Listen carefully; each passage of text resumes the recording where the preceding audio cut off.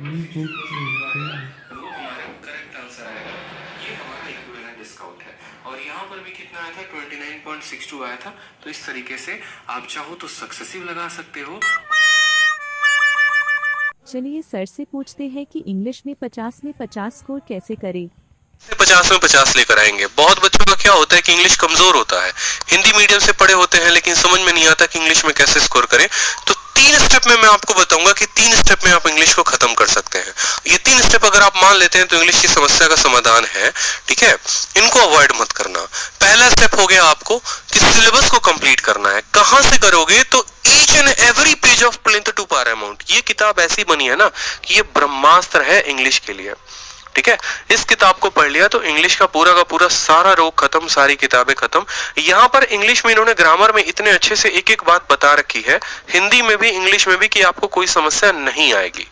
तो इंग्लिश में पहला स्टेप जो है प्लिंथ टू पैरामाउंट खत्म करना है। कैसे, उसके साथ सेकंड स्टेप को मर्ज करेंगे वो देखो। जैसे आपने यहाँ पर नाउन पढ़ा, नाउन आपने खुद से पढ़ा। अब नाउन पढ़ने के बाद उसके क्वेश्चन लगाओ उस किताब से, और दूसरा मिरर ऑफ कॉमन एरर की किताब से। मिरर ऑफ कॉमन एरर एक किताब आती है जहां पर आपको चैप्टर वाइज दे रखा है कि नाउन के 50 सवाल, प्रोनाउन के 50 सवाल, एडजेक्टिव के 50 सवाल, एडवर्ब के। तो मैंने जो पढ़ाई किया था वो मैंने ऐसे ही किया था कि पहले मैं इनकी किताब पढ़ता था, ग्रामर के सारे पॉइंट्स लिखता था कॉपी में, और उसके बाद जो है मैंने यहाँ पर मिरर ऑफ कॉमन एरर से क्वेश्चन लगाए। 2 स्टेप में होगा क्या कि एक टाइम पर आपका इस किताब के थ्रू पूरा का पूरा कवर हो जाएगा ग्रामर। ठीक है, और इस किताब में आपको क्लोजेस्ट भी दे रखा है, पीक्यूआरएस भी दे रखा है, इडियम्स भी दे रखे हैं, वोकैबुलरी कंप्लीट दे रखा है। तो जो एक बच्चा है जो बेसिक से तैयारी करना चाहता है वो यहाँ की पूरी वोकैब याद कर ले। रटना है रट लो, ट्रिक बनाकर याद करना है कर लो, जैसे करना है। तो ये अपने आप में एक सेल्फ सफिशिएंट बुक है जहां वोकैब भी हो जाएगा और जहां ग्रामर भी हो जाएगा। ठीक है, तो ग्रामर के लिए आपको काम ये करना है कि ग्रामर में आपको इनकी किताब पढ़नी है और यहां से लगाना है।